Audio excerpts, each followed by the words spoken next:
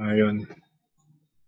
Okay, so while we are waiting for the others, again, of course, we would like to invite you dito sa Real Excellence Online Review.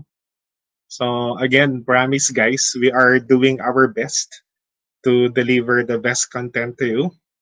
So we are using our expertise in the field of both both sa teaching, including sa content on delivering what is relevant for the board exams. So, ayun. So, promise guys, ang gagawin namin sa inyo is as much as possible, lahat ng coverage ng syllabus ng board exams, it would be concentrated, fully discussed, na no topic would be left unturned. So, umbaga, we are setting the quality of our services at a very high level. So it is, ang pinaka-purpose lang naman nun is, of course, to help you pass the board exams. So yun ang ating pinaka-objective dun. So chances are, in the future, I might be, tawag nito, baka may nasasalubong ako sa inyo na naging former student namin, na CPA na kayo. Chances are, pag hindi namin kayo napansin, magpakilala kayo. Okay? So because of the volume and the number of persons na mga estudyante namin. So ayun. Okay. So ano oras na? It's 7:10. Simulan natin in few minutes. So the topic for today, so just a brief background, is relevant costing. So again, ang relevant costing is purely on the decision-making process. Ang decision-making is more of a, madali lang yung computation niya. Ang medyo challenging doon is yung analytical side. So mga yon. Moreover, sa decision-making kasi kung minsan, may mga misleading na akala natin is ito na yung tamang treatment, hindi pa pala. So, yun, it becomes a little bit more confusing. So, yun. But anyway, I will simplify things for you. Tapos, ang approach natin sa inyo is, as much as possible, gagamitan natin ng real-world situations that you can relate for you to easily understand the topics. Ayun. So, yun ang gagawin natin. So, this is relevant costing is not heavy on the computation. It is heavier on the analytical side. In contrast with, may mga topics tayo na example is highly technical. Napansin ko nga sa suggestion nyo dati, you are suggesting that we will discuss, ito very common to, FS analysis. So yun, FS analysis. Aside from FS analysis, you were also requesting to discuss variance. May variance analysis pa yan. Tapos aside from variance analysis, meron pa tayong capital budgeting. Okay, meron pa nag-request. Ang request is on quantitative techniques. So, mga yon. So, if you notice, there's one common factor sa mga problematic na topics na gustong i-seminar ng mga students that is highly technical. So, puro kasi puro kasi formula. So, yun. Pero anyway, although it is a technical topic, for every equation, there is a logic behind. Yun ang sikreto ron kung bakit madali lang intindihin yung mga formulas. It's not memorizing the equation, it is understanding the logic behind the equation. So, mga yon, meron lahat yon. So, lahat na computations natin in any area of decision making, meron kang gustong palabasin, meron siyang gamit sa decision making, kaya ganun yung formula na ginagamit mo. So, those are for the technical topics. Same with variances, no? Ang variance analysis, ang dami-daming example, the overhead variances. So, ang daming nalilito sa overhead variances. Overhead variance is really easy. Okay, pag nakita mo yung bird's eye view niya. So, some of the viewers are my students. So, alam nila yon. Alam nila yung approach ng variance analysis na direct approach. So, from 432. So, you don't even have to, as much as possible, you don't have to memorize equations. Kung na yung mga yun, proper sequencing lang at saka logic behind lang yung mga yun. Okay? So, madali lang actually ang mga highly technical topics. Ayun. So anyway, I think we have to start. It's already, tama, no? It's already 7:15. So simulan na natin para maarami tayo. Hindi tayo abutin ng mga alas 12 ng gabi. Anyway, so anyway, this is relevant costing. Relevant costing is also known as tactical decision making. So better known as tactical. Ang tactical decision making is intended for short-term decision making analysis. So yun ang pinaka-concept ng relevant costing. So before I proceed with relevant costing, so again, by the way, I'm Radvic Estoque. So ako yung speaker nyo ngayon. I was a reviewer for Management Advisory Services for Rio online. Ano? So, of course, I'm a certified public accountant by the age of 21. I was already a professional reviewer for the board exams by the age of 21. So, aside from that, yung iba, maraming pang titles yan. Hindi ko na sinama yung iba. Pero I usually use is yung certified management accountant. So, I was also the former vice president for professional development of CMA of the entire Philippines. Way back nung nagsisimula pa lang ang CMA dito sa Pilipinas. Okay, so I'm also a professional reviewer for the CMA classes. In fact, before yung seminar natin ngayon, nagturo kanina for the CMA review. Pati bukas, meron din ako CMA review. So, ayun. So, as well as, so for the CPA, matagal na ako reviewer ng CPA board exams. Kaya nasabi ko sa inyo, by the age of 21, I was already handling review classes in the CPA board exams. Okay? So, ayun. So, in terms of exposure, so, ganun din, halos Luzon, Visayas, and Mindanao, ano? So, I also teach Luzon, Visayas, and Mindanao. So, because of these, yung review classes. Okay? So, now, because of in fact pala, no? Just to give an idea, even without the pandemic, talagang balak ng Rio, balak talaga namin na mag-set up ng online-based na review classes. Matagal na. It was in the works last year pa lang. The thing is, medyo napabilis lang because of the pandemic na to. So, ayun. Pero it was really in the plans na magpapatayo talaga kami ng review. So, this is not just a one-time na naisipan namin na magpatayo tayo because of the pandemic, no? It was really planned for a long period of time. Okay? So, yun ang talagang pinaka-origins ng Rio. Ayan. Anyway, so let's start. Okay, simulan na natin at medyo naparami na yata yung kwento ko sa inyo. So, simulan natin. So, tayo sa relevant costing. Okay? So, for relevant costing, overview lang muna saglit. Sa overview, we'll just give you the backgrounds lang kung what is relevant costing, ano ang decision making, ano kailangan natin pag-usapan. So, yun lang naman ang titignan natin dito sa overview. Under this, we have the basics of decision making. So, in decision making, ganito yan. Ito na naman yung role mo as managerial accountant. Babalik yan sa primary role mo as managerial accountant, which is the source of information in decision making. So, pag si top level management, meron siyang kailangan na i-decide, ang lagi niyang pupuntahan lagi ay si managerial accountant. So, kumbaga, top level management is relying much on the services of the managerial accountant. So, yon. Tayo ang source ng information. So, information is essential to arrive at a sound decision. So, pag walang information, how can you decide if there is no basis of your decision? So, ano yon? Suntok sa buwan lang. Di naman pwede. So, take note, ang pinapatakbo mo isang malaking company, tapos sa company na yon, maraming nakasalalay na buhay ng mga empleyado. So, ganun kabigat ang trabaho ng isang managerial accountant. So, nagre-rely sa'yo ang top-level management. Now, information is very important. It is very important because yun ang basis natin na ating decision. Moreover, ang information, what are the sources of information? Bihirang-bihira, i-discuss to. Ang sources ng information natin is a combination of past records, including what is happening today. Kadalasan, akala natin ang past records is already sunk cost, tama? Classified as sunk cost ang mga past data natin. But in fact, ang past data is ina-analyze yan.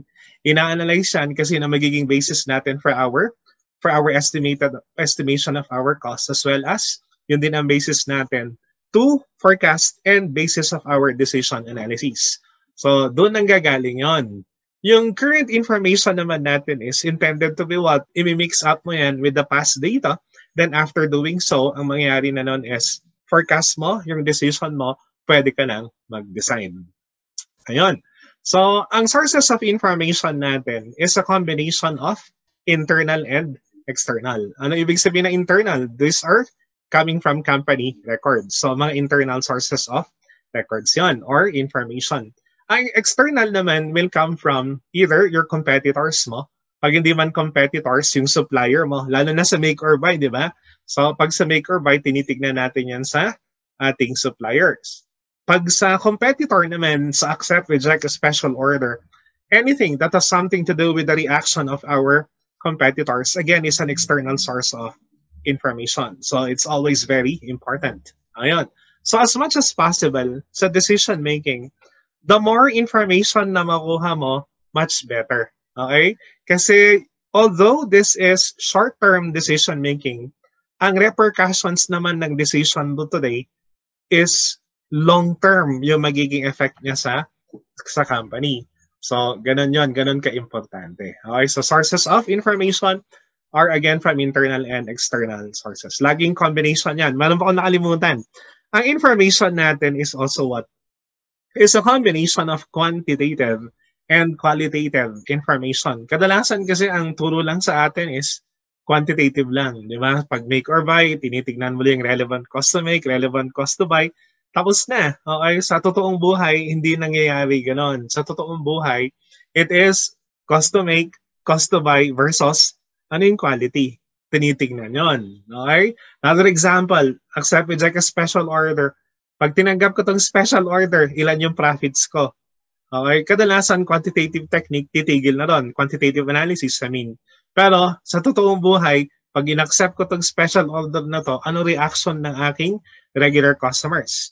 If I will accept the special order, what is the long-term repercussion of this customer, okay, na magiging long-term customer ko? Will it be profitable in the long run? Tinitignan natin yon. It's always a combination of quantitative and qualitative decision analysis.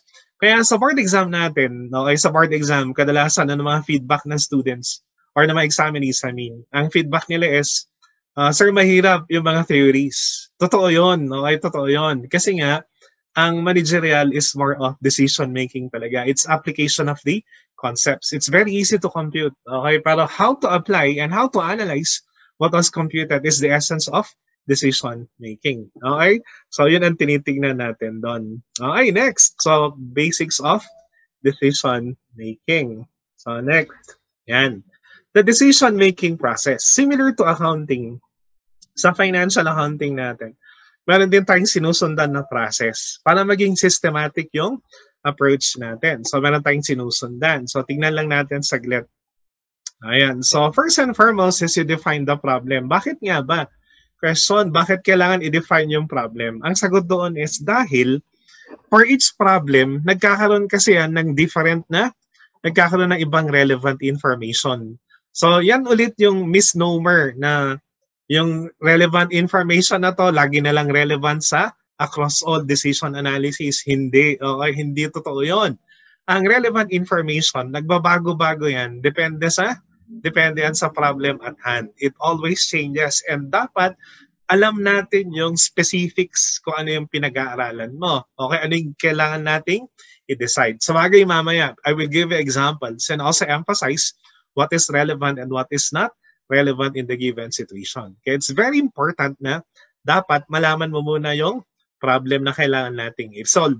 So, di ba marami yan? Ano may example ng mga problems na kailangan nating i-solve? We have make or buy, accept, reject, continue, discontinue, sell as is or passes further. So, yun ang kailangan nating unang alamin. Then after defining the problem, the next thing that you do is for you to properly decide, you must have a basis of your decision. Yun na yung letter B. But what is letter B again? Letter B is obtain. That is obtaining the, it is obtaining the information. Okay? So, ito yan. So, obtain the information. Nasaan yung aking... Okay, so ito. Okay, anyway. So, you have to obtain information. So, what information? Information that is relevant in the decision analysis. Tapos, what is letter C? Identify alternatives. Pag identify alternatives, tinitignan natin yung what are the possible solutions to the situation or what are the possible solutions to the problem. Sa atin, sa relevant costing, simple lang. Kasi dalawa lang yung pinagpipilian mo. Make or buy, accept, reject, continue, discontinue.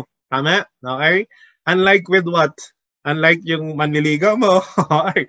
Manliligaw mo marami. Okay, so at least pag marami, meron kang choice. Pero pag yung manliligaw mo, nag-iisa lang, no choice. Okay? Hindi na yon decision making. Okay? So decision making is at least what?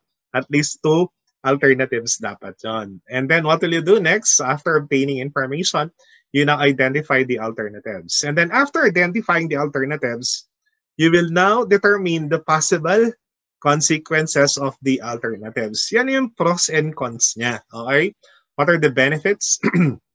Ano yung ating mga disadvantages and advantages? Sa quantitative side, ang tinitignan lang natin ay simple lang. If you're dealing with cost, ang tinitignan mo lang is yung total cost analysis lang. Kino-compare mo lang yun, wala na iba. So if you're dealing with revenues naman, ano tinitignan natin pag revenues? Pag revenues naman, it is, anong revenue ang mas mataas? Yun din ang tinitignan natin doon. Okay? So consequences of the alternative. But it doesn't end there. Ang analysis na consequences natin will include the qualitative side. Ang qualitative side kasi will determine the long-term, yung long-term effect ng decision mo. So tinitignan natin both sides. Okay? And then what will you do next? Choose the best alternative and implement the decision. So when you choose the best alternative, it does not necessarily mean na yung cheapest price is the best alternative. It does not necessarily mean na yung highest revenue is the best alternative. Okay? Lalo na pag pinag-combine mo na ang quanti at sa qualitative decision making. Pero kadalasan kasi sa board exam natin or kadalasan sa mga binibigay na sa atin sa undergrad, it's only more on the quantitative side lang. Okay? Kaya tayo, nasanay tayo na yung analysis natin ay limited lang sa qualitative side. Okay? So unfortunately. Moreover, ano pa? It's also part of, and then finally, what is step, yung huling step after choosing and implementing. Letter F, evaluate the performance. What is evaluate the performance? Evaluate the performance is, we'll answer the question, did I attain my objective? Na-solve ba yung problem ko? Did I make the proper decision? Bottom line is, in decision making, it should increase our net income. So, nag-increase ba yung net income ko? Na-satisfy ko ba yung kailangan nating i-satisfy? Ayun, is either employees, customers, or yung ating potential investors. So, tinitignan natin yon. Ang kagandahan sa short-term decision-making analysis is, ang short-term, it's easily reversible. Okay? Madali lang i-reverse. So, pag nagkamali ka, ano lang gagawin mo? Di i-reverse mo lang. Okay? So, yun ang advantage nito. Parang ano yan, di ba? Okay? Parang kasintahan mo lang, di ba? Nagkamali ka. Okay? So, what will you do? I-reverse mo lang. Okay? Parang correcting entry lang yun. Ayan. So, anyway, that is easily reversible. That's evaluate performance. Pag nakuha mo yung desired objectives. Okay, next. Let's continue. So, approaches in analyzing alternatives. Ang approaches in analyzing alternatives naman, in general, dalawa to. Yung dalawa approaches na to, meron tayong incremental approach, tapos meron din tayong total approach. So, ito yung gamit niya. So, i-compare natin saglit ha. Ang incremental approach at saka total approach compared. So we have total. Analyzes information by preparing complete set of financial reports for each alternative. So complete set yon. In contrast sa differential analysis, analyzes only information that changes between alternatives. Let me give you a simple example. Okay, simple example. Ang current production and sales natin ay 10,000 units. Okay, 10,000 units current production and sales. Now, may lumapit sa atin, sabi niya, pwede bang magpa-special order ng 1,000 units? Yon. So, pag total approach, ano gagawin natin? Ang gagawin mo doon is, Gagawa ka ng complete set of financial statements for 10,000 units. And then gagawa ka ulit ng complete set of income statement for 11,000 units. Iko-compare mo yung dalawa. Yun ang total approach. Okay? So, complete set of IS 10,000, IS 11,000, compare total approach na yun. In contrast, what is differential analysis? Ang differential analysis ay, ang titingnan lang natin doon is how much is the additional revenue and additional cost of producing the 1,000 additional units to determine the incremental profit. Yun ang differential analysis. Now, so pansin nyo, reports include all revenues and expenses whether relevant or not. Yan ang problema sa total approach. It becomes misleading. In contrast sa differential, ano lang kasama sa ina-analyze natin? Only the costs that will remain the same are excluded. Simply stated, ano lang ang sinasama natin? Only the cost that changes. Keyword ha, keyword. Only the cost that change will be included in our analysis. Yun ang sa differential. Kaya between the two methods, between total approach and differential approach, ano sa palagay natin ang mas maganda? Total kaya o differential? Ang sagot doon, mas maganda ang differential analysis. But there are instances na kailangan mong gamitan ng total approach. Meron din mga situations na kailangan natin gamitan ng differential analysis. Okay? So another example or another comparison, total approach, this approach is not advisable. I told you, okay?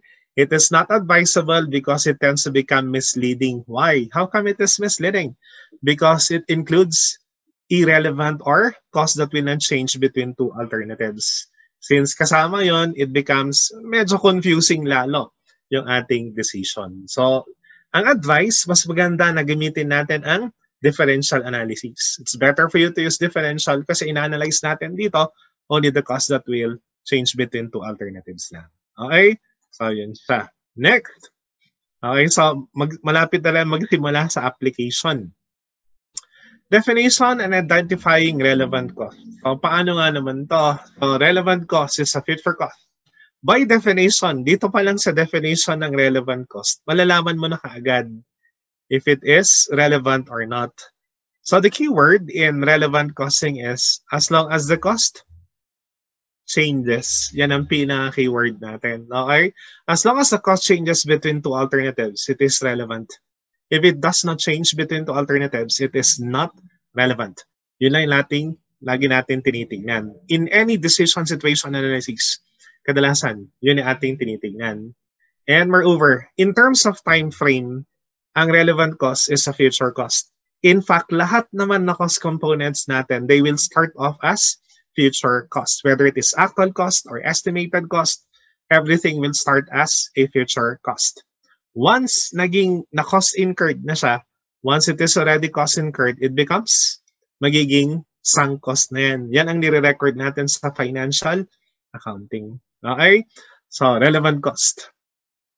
Changes. Yun ang keyword natin between two alternatives. Identifying relevant cost, a cost that changes between alternatives is highly dependent on the decision situation. Yan yung tinutukoy ko sa inyo kanina. What is relevant in one situation might not be relevant in another situation. So, ito, yan yung ina-analyze natin. Kaya dapat alam mo muna kung anong decision analysis yung kailangan nating i-resolve. Okay, for it to become a relevant cost. Examples. These are the most common examples of relevant cost. We have variable. Bakit nga ba relevant ang variable cost? Ang sagot doon, it is relevant because usually variable cost changes between two alternatives. Nagbabago yan. If you produce more, pag-i-increase si variable. Pag hindi ka nag-produce, mabawasan si variable. It becomes relevant. Okay? Aside from variable cost, paano naman si fixed cost? If variable cost is most often than not relevant, how about si fixed cost? Ang fixed cost nagiging relevant din ba? Ang sagot doon, oo, nagiging relevant din yan. It becomes relevant if it is avoidable or there is incremental, okay? Incremental fixed cost. Simply stated, pag ina-analyze mong maigi what letter B is trying to tell you, it is either the net increase or net decrease in fixed cost. Okay, so either net increase or decrease, simply stated, the change in fixed cost will become relevant. Okay? So, yun yung guideline natin doon. What is letter C? Imputed cost. Ang imputed cost naman is, ang imputed cost is estimated cost. Actually, dalawa yan. Pag estimated cost, you call it as imputed. Pag estimated revenues, you call it as opportunity cost. Dalawa yan. Okay? So, imputed cost, example is sa make or buy.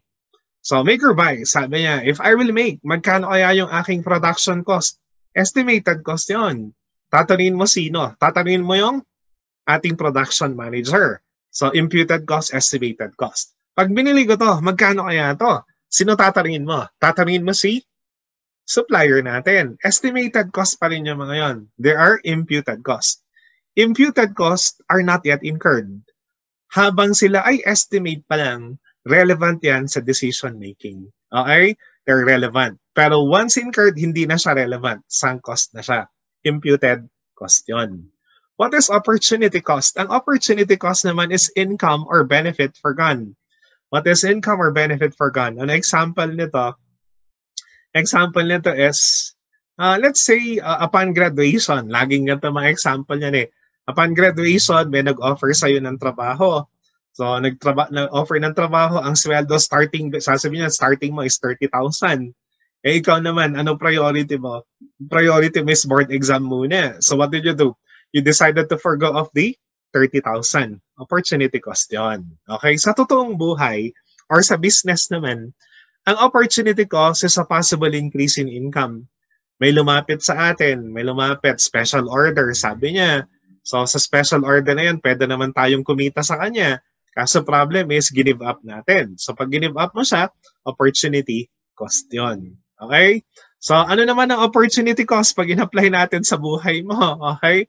So, for the ladies, ito naman ang opportunity cost. May manliligaw ka. Okay? Anong ginawa mo sa manliligaw mo? Binasted mo. Okay? Binasted mo yung manliligaw mo.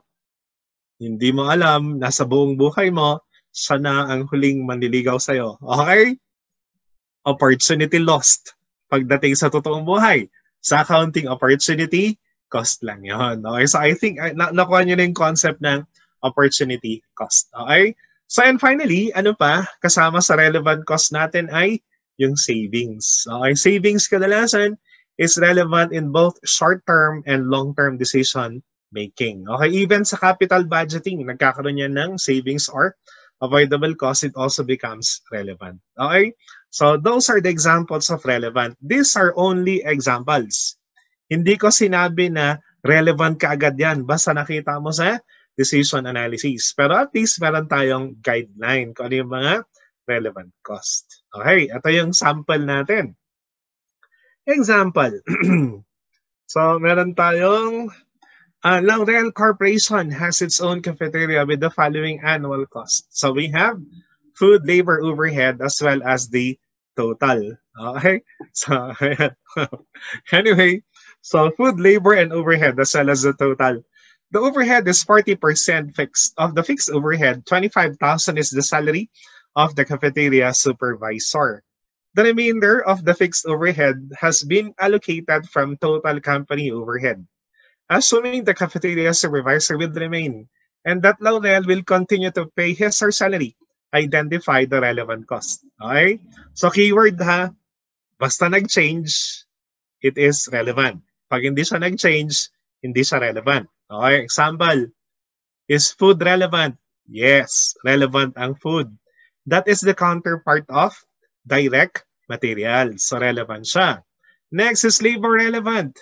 Relevant din yan. Okay, relevant din because it also changes, no? Nagbabago din yan.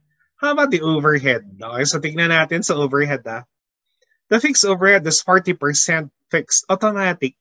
60% is variable. Usually, the variable component is relevant. So, sigurado na yung 60%. Ito. So, 60% of 110,000 is 66,000. The fixed overhead, 25,000 is the salary of the cafeteria supervisor. Okay, salary daw ni cafeteria supervisor. Question, what will happen to the supervisor? The remainder of the fixed overhead has been allocated from total company overhead. Ano tawag natin sa allocated cost? Ito na. In decision-making or in relevant costing, including in performance evaluation, allocated cost is completely ignored. It cannot be controlled by anyone. It cannot be avoidable. Therefore, allocated cost is completely ignored. Okay? To balance our discussion, ang allocated cost, pagdating yan sa cost accounting, ina-allocate mo yan sa joint and byproduct costing. Ang purpose noon is to determine the unit cost of a finished product. Totoo yan sa cost accounting. But in relevant costing, allocated cost is completely ignored. Okay, tandaan nyo yun. Importante yun. Pati sa performance evaluation ng responsibility accounting, allocated cost is likewise completely ignored. Okay? So ano to? Ignore mo lang. Okay? Ignore lang. Yan. So allocated from total company overhead. Assuming the cafeteria supervisor will remain. Okay, buti pa si cafeteria supervisor, ano? Loyal. He will remain, di siya umaalis. Okay. So he will remain and that Laurel will continue to pay his her salary. Take note, they will continue to pay his or her salary. Question.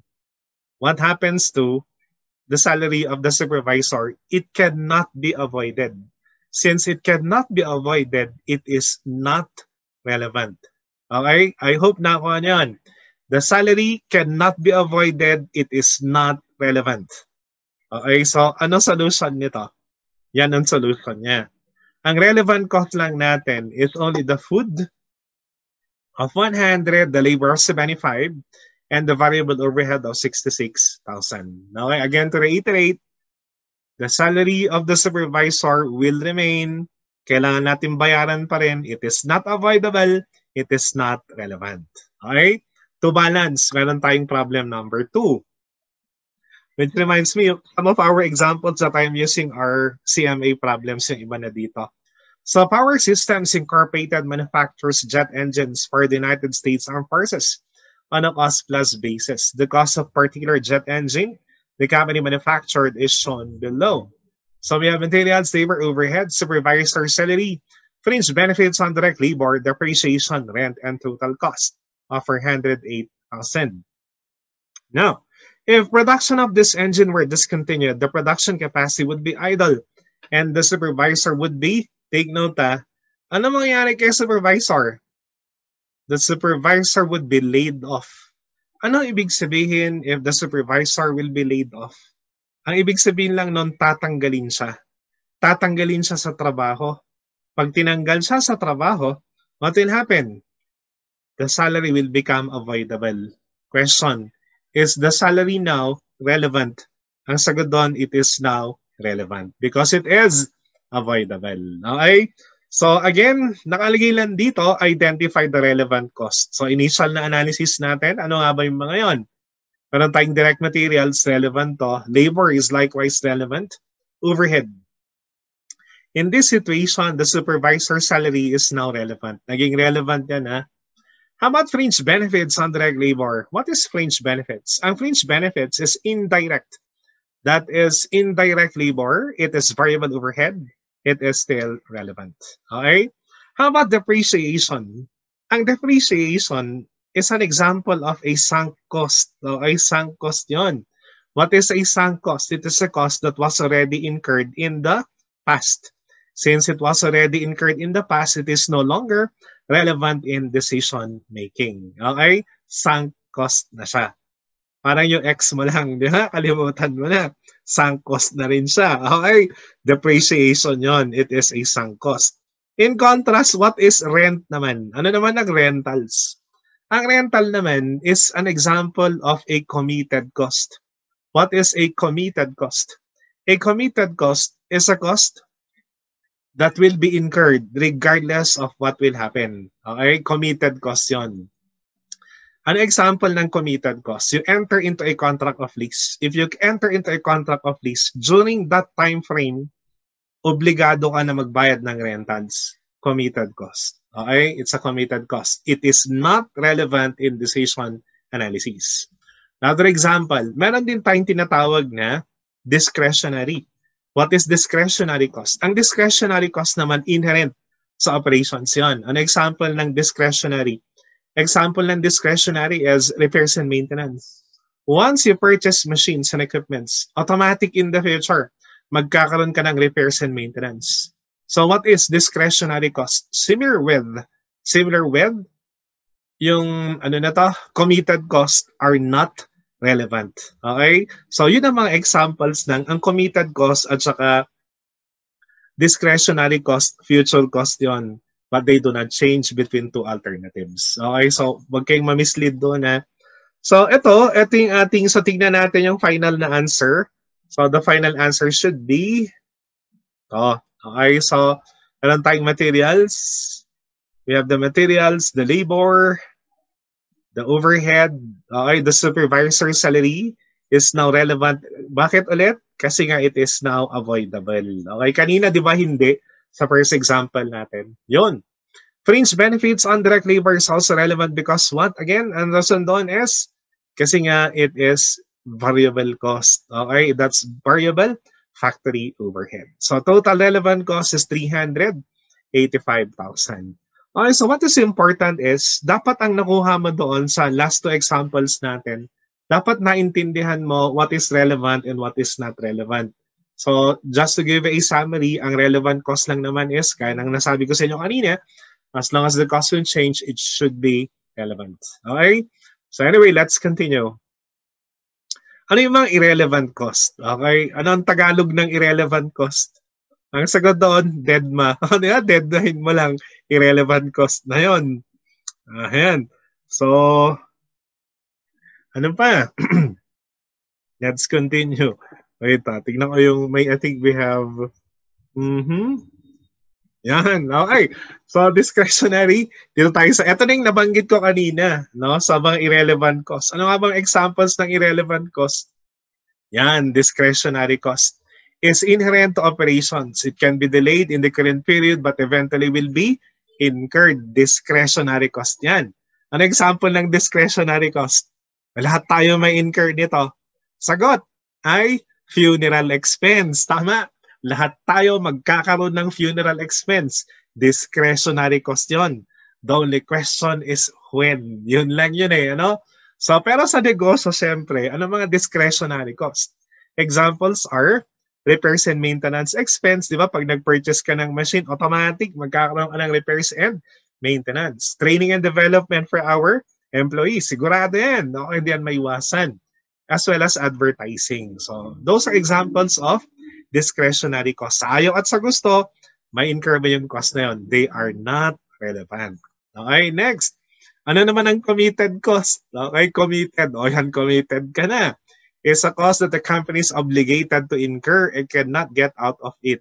Ano mga example ng committed cost? You enter into a contract of lease. If you enter into a contract of lease, what will happen to you?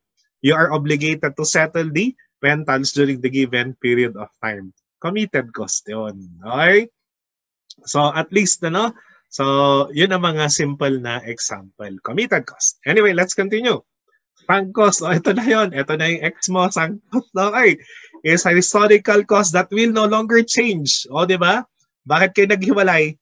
Okay, kasi ayaw niyang magbago. O, di ba? The sunk cost between two alternatives. Okay, so ano example nito? Example nito ay joint cost. Okay, joint cost is a common example. Di ba dun sa sell as is or process, sa joint and byproduct costing, di ba nagkakaroon tayo doon ng joint cost? Ano ang treatment natin sa joint cost? In decision making, it is completely ignored. In valuation of inventories, it is allocated to the finished product. Bakit? Kasi ang purpose natin doon is to determine the unit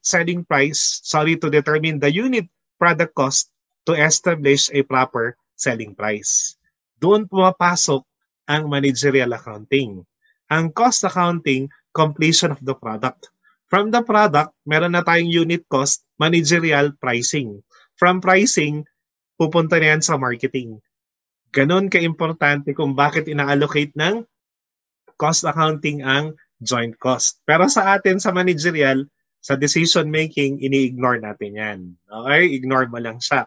Whether it is allocated or not, ang joint cost is completely ignored. Okay, I've seen problems before in the board exams. Marami na akong nakita na allocated pa rin yung cost. Tapos kasama doon, identify what is relevant and what is not relevant.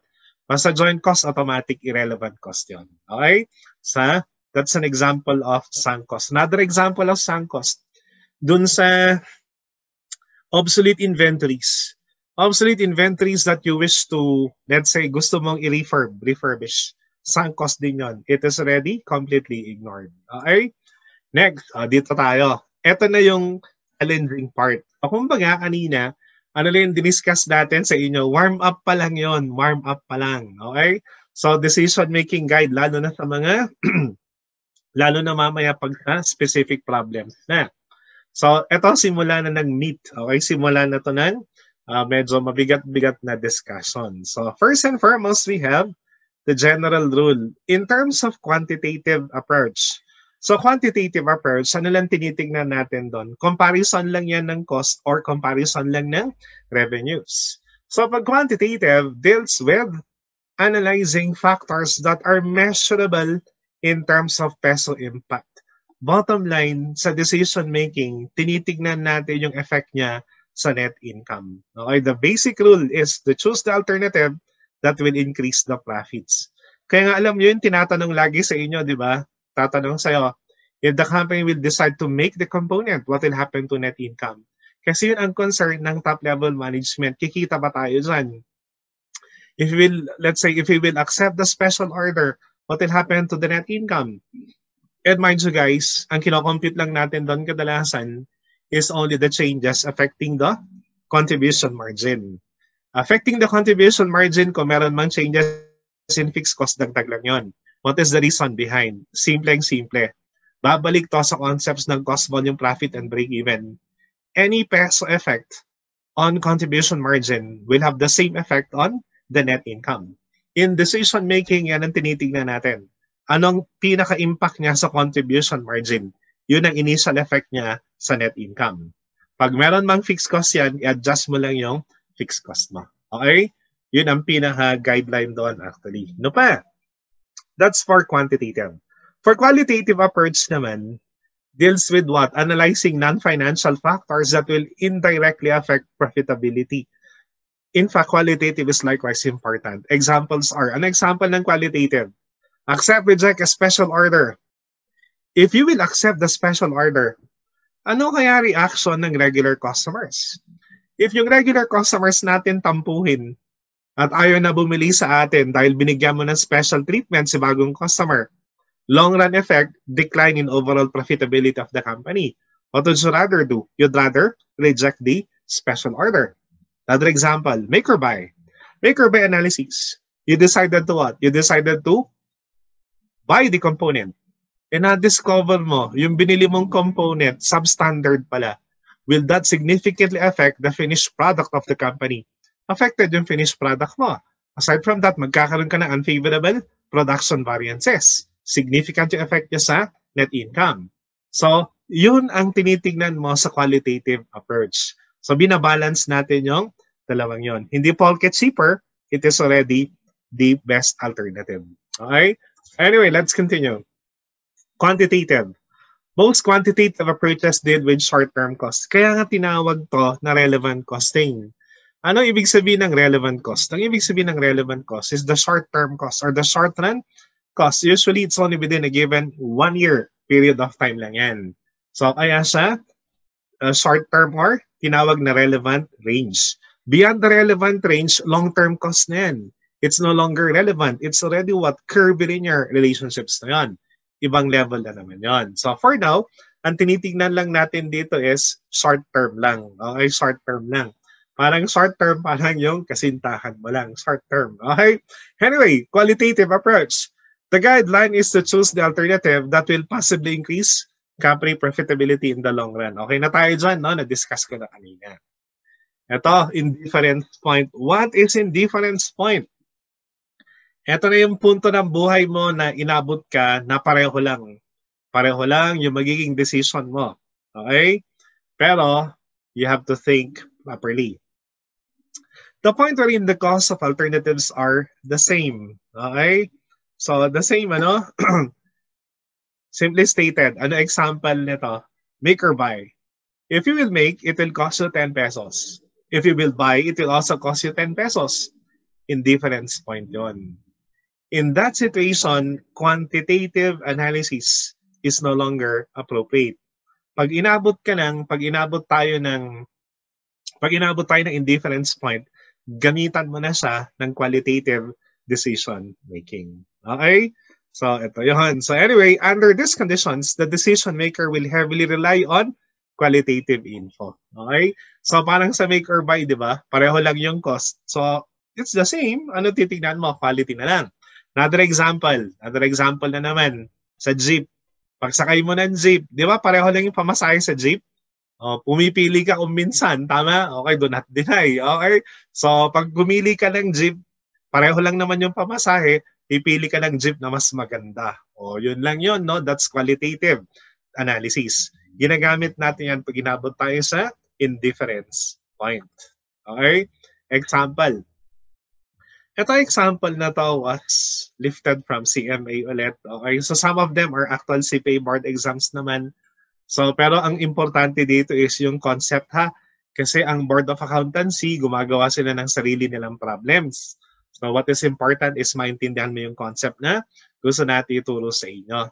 So, J Motors, okay, Incorporated employs 45 sales personnel to market its line of luxury automobiles. The average car sells for 23,000 and a 6% commission is paid to the salesperson.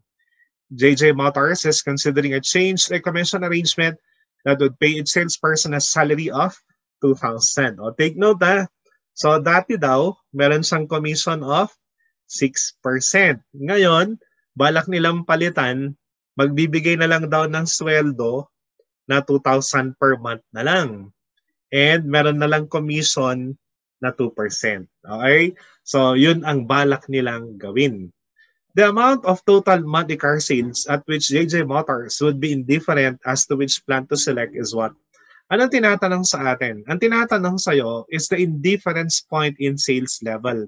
Na kahit itong sales na to, whether you use the 6% commission or whether you use the 2% commission plus 2,000 will give you the same expense. Indifference point yon. So, analyzin natin. Kadalasan, ang problems ng indifference point, ina-analyze to using algebraic approaches. In fact, yung example ko sa inyo, ngayon, madali pa to.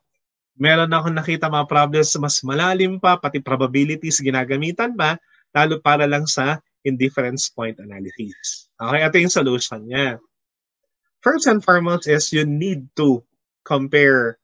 Iko-compare mo yung old scheme and the new scheme. Under the old, meron tayong commission of 6%. Naging 2% na lang. Pero binigyan naman sila ng salary of 2,000. In other words, what happened to the 4% commission?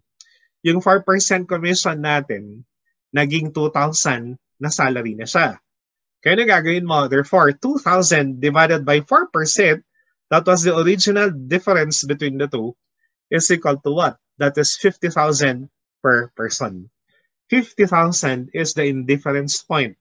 That is the point wherein the company will spend the same amount for salaries and wages, whether they use the old or the new scheme. 50,000 pa rin yun. Okay? So, indifference point in total sales, kasi yung tinatanong, di ba, total, we have 45 persons, multiply mo siya ng 50,000 per person, will already give us what? 2,225,000. That is the indifference point in sales. The only way na i-prove natin to, na correct yung answer natin is, pag kinompute mo yung total cost. Ito yun. At a sales level of 2,250,000, multiply mo lang ng 6%, ang total expense ng company, 135,000. In contrast, under the new, sales of 2,250,000 as computed earlier, multiply mo lang to ng 2% commission, that's already 45,000. Okay? Pero, they are also entitled to what? Entitled din sila sa salaries. Diba? 45 salespersons entitled to salaries of 2,000 sa total salary was how much? 90. Pag tinotal mo to, pareho dapat yan. That is the way for you to test if you got the correct answer. Indifference point ang tawag natin doon. Okay? So, yun lang naman. Now, na-compute mo yung indifference point. Question, paano mo gagamitin to sa decision making? Simpleng simple. If your sales will exceed that if it exceed the 2,250,000, lumagpas siya dito, anong mas maganda gamitin? Yung old or yung new? Ang sagot doon, pag nag-recompute ka, let's say 2.5 million, at ni-recompute mo, mas mataas ang ipapasweldo mo under the old. Mas mababa under the new. Okay? Yun ang gamit niya sa decision making. If it is lower than the indifference point, your total expense will be lower. Yun. So, syempre, pag ikaw forward-looking ka, we will assume na yung sales ng company will gradually increase in the future. So, pag nag-increase in the future, ang assumption natin doon is, you'd better go with the new strategy. Kasi habang tumataas ang sales mo, tataas din ang expense mo under the old. Pero under the new, it will gradually, kahit papano, hindi siya gaanong kataas. Okay? Yan ang gamit ng indifference point. Under that situation, will I need to analyze? Ito. Reminder to. Under what? Sorry, under what dapat yan? Okay, so this is not under that. It should be under what situation will I need to analyze? Ang sagot dito is, example, para mas madali maintindihan. In make or buy, saan nagkakaroon doon ng change in situation? If the company decides to buy, ang ina-analyze natin doon yung buy situation. Because if you will continue making, what will happen to net income? It will remain the same because nothing will change. Okay? Another example, accept, reject. In accept, reject is special order. Saan doon nagkakaroon ng change? Ang sagot doon, if you accept the special order. Kasi nasun doon, talaga namang wala silang special order. If you reject the special order, net income will remain the same. Magkakaroon lang ng change yan if you decide to accept the special order. Another example, continue, discontinue. What will happen if you decide to discontinue? Doon nagkaroon ng change. If you decide to continue, what will happen to net income? It will remain the same. Okay? So, tinitignan natin yon. Importante yun dahil pag nag-analyze kasi tayo, tinitignan mo yung net effect on income. Pero dapat alam mo kung anong alternative ang magkakaroon ng change. Okay? Kaya alam nyo, yung ang mahirap dito sa decision making is, itatanong sa'yo, what is the net effect on income? So dapat alam mo, which situation will result to change in income and which alternative will result to the same net income. Okay?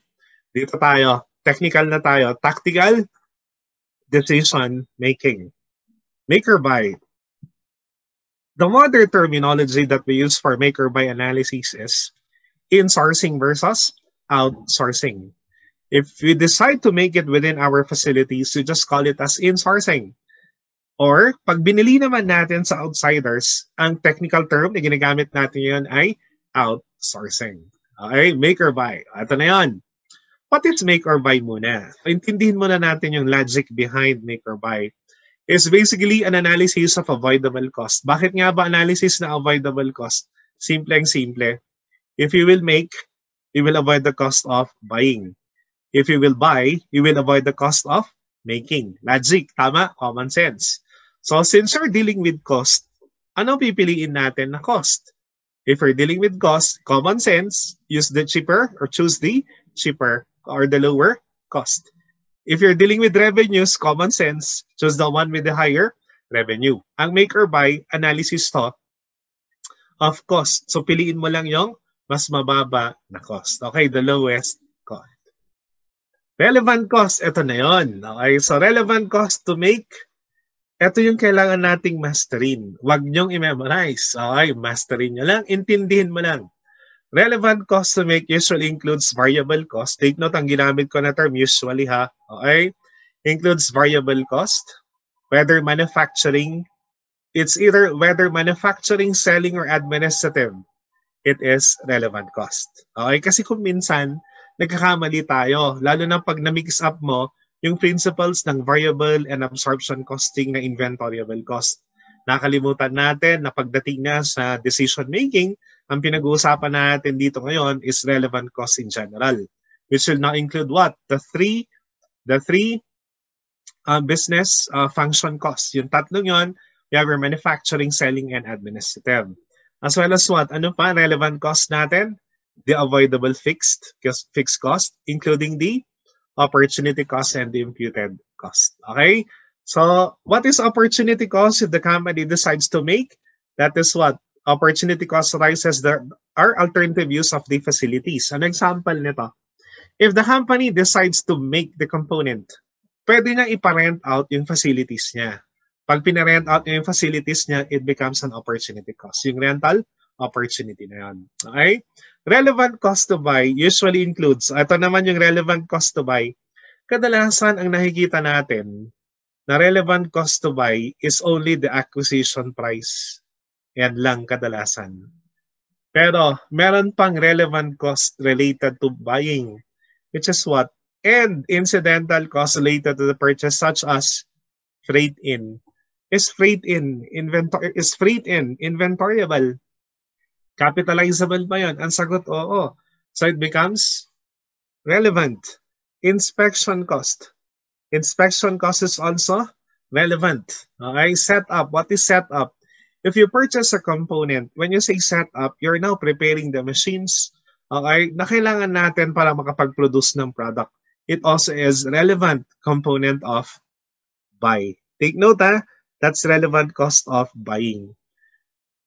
Sa problems natin, kadalasan, ang makikita mo lang na relevant cost to buy is only the price lang, the acquisition price. Wag nating kakalimutan, meron pa tayong mga ibang relevant cost of buying. Okay, let's continue.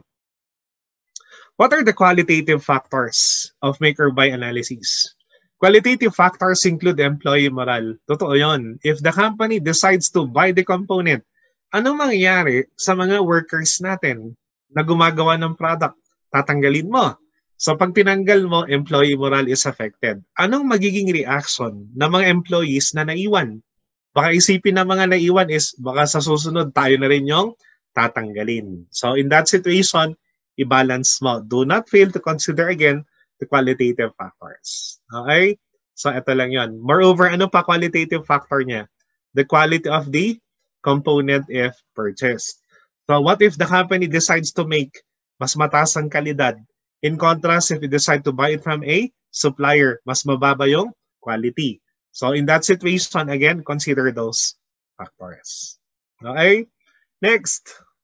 Example. Okay.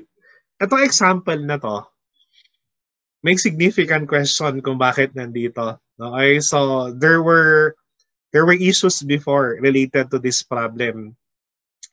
Garfield Company manufactures Part G for use in its production cycle. The cost per unit for 10,000 units of Part G are as follows. We have materials, labor, variable overhead, and fixed overhead. Take note, materials, labor, variable, and fixed overhead. OD Company has offered to sell Garfield 10,000 units of Part G for 30 pesos per unit. What is 30 pesos per unit? That's the relevant cost to buy the component. If Garfield accepts OD's offer, the release facilities could be used to save 45,000 in relevant cost. Simply stated, is 45,000 relevant? Pero tignan nyo to ha. Ano yung tinutukoy sa 45,000?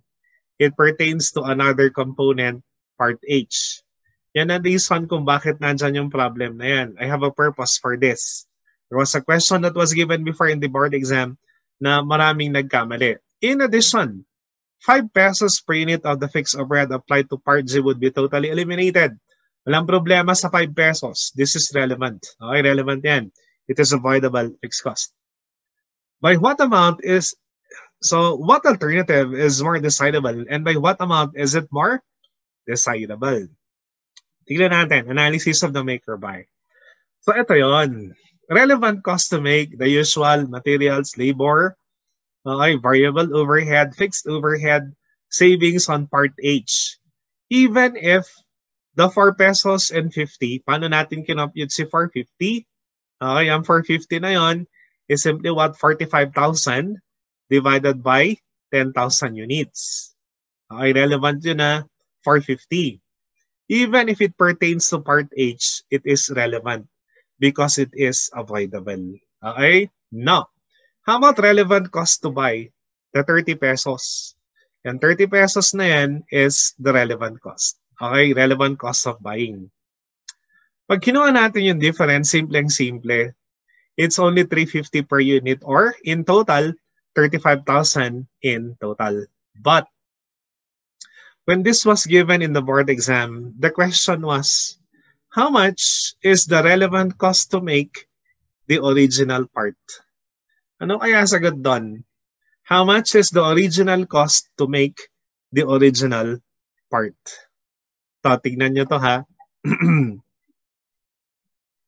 Ito yon. Ito yon. The answer was, hindi kasama si 450. So pag binawas natin yon, 33.5 minus 450, the answer should have been what? It was 29. The relevant cost to make the part was 29 pesos.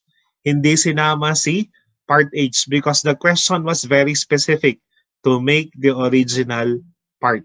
Okay? That is an actual board exam question. Attention to details. Pag hindi natin napansin yung question na yun, wala na. Mali na naman yung sagot natin. So acquisition price 30. But to balance our discussion, was 450 relevant? Answer was yes. It's still relevant in the decision analysis. Okay, let's continue. Ito ang total approach. Ang total approach, isasama mo lahat. Sama mo lahat, ano? Kasama to see avoidable fix and savings on the other part. Now, what happened dito sa kabila? This is known as the net approach. What is the net approach? Ang net approach, if you notice, okay, sorry. So, net approach, to. Yan, nalipat yung savings from part H. So, nalipat siya nandito ngayon sa relevant cost to buy na ngayon. But it is deducted. The net approach is also known as the logical approach. Bakit tinawag na logical approach? Binili ko at 30 pesos, pero makakatipid naman ako ng 450. So magkano yung aking relevant cost? It's only 25 pesos and 20 centavos.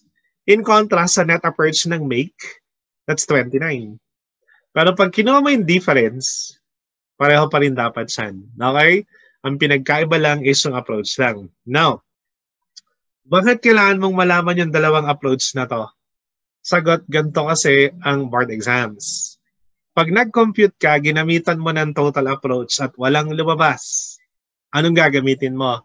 Mag-net approach ka. Kadalasan ang tinatanong sa mga problems na yun ay, how much is the relevant cost to make? There are two possible answers using the total approach and the net approach. Ulitin ko ha, yan si total. Ito si total, 33.5. Si by 30. Pagdating naman sa net, 29 at 25.5. Question is, anong priority na gagamitin mo pag nasa board exam ka? Mag-gross approach ka muna. Pag hindi lumabas ang gross, mag-net approach ka na. Okay? So those are the different approaches. Let's make it more challenging. Regis Company manufactures plugs used in its manufacture cycle at a cost of 36 per unit. That includes 8 pesos of the fixed overhead. So simply stated, magkano lang ang variable natin doon? Ang variable lang natin doon is 20. That's only 28 pesos. Regis needs 30,000 of these plugs annually. And Orland Company has offered to sell these units to Regis at 33 pesos per unit. What is 33? 33 naman is the relevant cost to buy the component. If Regis decides to purchase the plug, 60,000. So what is 60,000? 60,000 is, okay, yan yung avoidable fixed overhead natin. Okay, so avoidable fixed can be eliminated. And the company may be able to rent the facility previously used to manufacture the plugs. So pwede daw siyang i-parent out. So magkaroon tayo ng opportunity cost. So ano analysis nito? If Regis Company purchases the plug but does not rent the unused facility, how much will be the per unit savings or loss? Okay, so ito yung kanyang analysis. Pag make or buy, babalik ka muna sa principles ng variable cost. So meron tayong variable manufacturing of 28 pesos. Do not forget the avoidable fixed of 2 pesos for a total of 30 pesos. Okay, 30. Acquisition price, if you will buy, is 33 pesos. So magkano difference ng dalawang to? Ang difference ng dalawa is the 3 pesos. Ito yun. Okay, 3 pesos per unit loss. Of the 3 pesos per unit loss in total, that is 90,000 total loss. Dito na papasok yung ating analysis. Ang dali-dali mag-compute. No? Ang dali-dali lang. But the question is, if the company decides to continue making, what will happen to net income? Answer, net income will remain the same. Yan yung tinutukoy natin kanina, na pag nag-analyze ka, analyzein mo kung saan nagkaroon ng change. If you continue making, net income will remain the same. Now, if the company decides to buy, what will happen to net income? Ang sagot doon, net income will decrease. It will become lower. It will be lower by the 90,000. Okay? Reason, mapapagasto ka kasi. Okay? Naliwan pa natin yung analysis natin. Pag tinanong, how much is the opportunity cost if the company decides to continue making? Ano sagot doon? Ang sagot doon, there is no opportunity cost. Why? Because if you continue making, there is no income or there was no benefit that was forgone. Net income will remain the same. Okay? In contrast, pag tinanong, if the company decides to buy, how much is the opportunity cost? Ano sagot doon? If the company decides to buy, how much is the opportunity cost? Ang sagot doon is the 90,000. Because if you will buy, what will happen to net income? Net income will decrease. That is known as what? Second definition of opportunity cost is income forgone. What is meant by income forgone? You're already earning the income. Nabawasan pa. Opportunity cost yun. Okay? So again, please be careful. Madali lang ang mag-compute. Mahirap mag-analyze. Let's make or buy. Let's make it more challenging. If the plugs are purchased and the facility rented, Regis company wishes to realize 100,000 in savings annually. To achieve this goal, how much is the minimum annual rent on the facility? Ano tinatanong sa atin dito? Ang tinatanong sa atin dito is, bilhin na lang natin. Sabi, okay, sige, bilhin na lang natin. Problem is, pag binili mo siya, malulugi ka naman ng 90,000. Gusto mo kumita ng 100,000. Magkano dapat ang rental ng ating facilities para kumita ka ng 100,000? Simpleng-simple, i-work back mo. You must recover the loss of 90. You must generate the profit of 100. So how much should your incremental revenue? Incremental revenue should be 190,000. Okay? Answer, 190,000. Yun. So, yan ang gamit niya sa decision making. Now, eto na naman yung tanong. Let's make it more challenging. Medyo lumalalim na analysis natin, ha? If someone was willing to pay 190,000 rent, what will you do? Make or buy? If someone is willing to rent your facilities for 190,000, what will you do? Make or buy? Ang sagot doon, in this situation, you would rather buy. Because if you will buy, tama, mapapagasto ka nga ng 90,000, pero ipaparenta mo naman yan ng 190. Bottom line, what will happen to net income? It will increase by 100,000. Okay? Yun ang analysis nun. What if the company decided to continue making? How much is the opportunity cost? May lumapit sa'yo. Okay, sabi niya, rentahan ko yan, 190. It decided to continue making. How much is your opportunity cost? Answer, the 100,000 will become opportunity cost. You will forgo of a possible increase in income of 100,000. Okay? Now, what if? Nakalagay doon. Question na naman. May magre-rent sa'yo ng 190. Ngayon, itatanong sa'yo, what will you do? The company decided to buy the component. Okay, how much is the opportunity cost? If the company decide to buy the component, ang sagot doon ay 0. Because if you will buy the component, you will earn additional 100,000. There is no benefit forgone. The benefit was actually earned. Okay? Yun ang concepts ng make or buy. Ang dali-dali mag-compute pero pagdating na sa analysis, lumalalim na lumalalim. Welcome to decision making. Okay? And then sabi ko sa kanina, warm up lang yung kanina. This becomes a little bit more challenging. Okay? Next tayo. So sa make or buy, let me summarize make or buy muna. So sa make or buy, ano lang tinitignan natin doon? Tinitignan lang natin yung ano ang mas mababa yung kanyang production cost. It's either making ba or buying. Yun lang naman yung tinitignan natin. Piliin mo lang yung mas mababa na production cost pag quantitative analysis. Okay? Now let's continue. Accept or reject a special order. Okay? Ito common to na problema ng mga ladies natin. Ano? Yung manliligaw mo, accept or reject. Okay? Anyway, this involves a situation where the company should accept a special order which usually requires a price. Dito kasi nagkakaroon ng decision analysis. A price that is much lower than the regular price. Okay, doon tayo nagkakatalo. Pero anyway, ang tinitignan lang naman natin doon is as long as nagkaroon na siya, minimum price na recover natin, pag na-recover natin ang variable cost, it is already acceptable. Okay, so pwede na siya.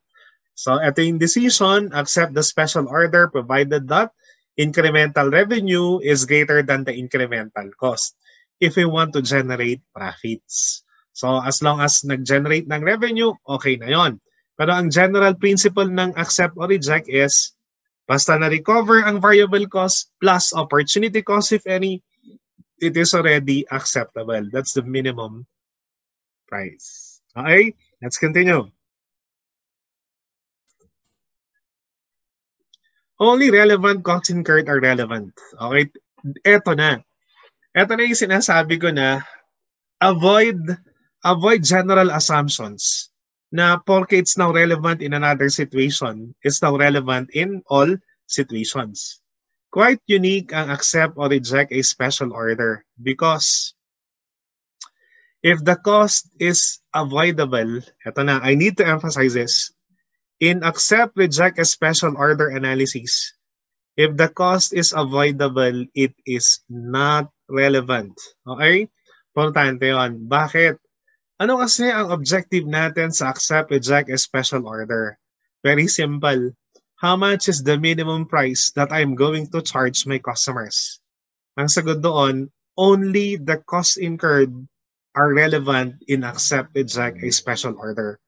If the cost was not incurred, it is not relevant. Okay? Tandaan nyo yun, importante yun. So, kadalasan, ang kailangan natin kunin dito is how much is the minimum price. The minimum price is composed of what? The variable cost and variable cost incurred plus any incremental fixed cost, if any. An example ng incremental fixed cost, meron tayong fixed delivery expense. Relevant cost yun of the special order. Saan tayo nagkakaroon ng complications nandito? Nasa opportunity cost. Question, kailan nagkakaroon ng opportunity cost? Nagkakaroon ng opportunity cost because of idle capacity. If we have enough idle capacity, there is no issues on opportunity cost. But if we have limited idle capacity, yun na. Lumalaki yung ating opportunity cost. The problem becomes more complicated. Okay? Ito siya. Ano pa? Qualitative factors. What are the qualitative factors? Include reaction of existing customers and potential future profitability of the new customer. Yan na yung tinanggap mo yung special order ngayon. Kahit wala ka man lang kita, you did not earn anything from that person, pero malay mo, ang ginagawa lang is tinetesting lang yung product mo. Tapos in the future, they will now purchase by larger quantities at normal profit margins na. So, yun ang long run effects niya. Okay, example. Okay, simple example tayo. Stephen Company manufactures men's cups. The projected income statement for the year before any special order is as follows. Okay, so meron tayong the sales as well as our cost of goods sold. That's 20 pesos per unit. CGS is 16. Gross margin is 4. Selling expense of 3. And then operating income of 1. Fixed costs included in above projected income statement are 80,000 in cost of goods sold and 9,000 in selling expenses. Ito yung laging tinatanong sa akin.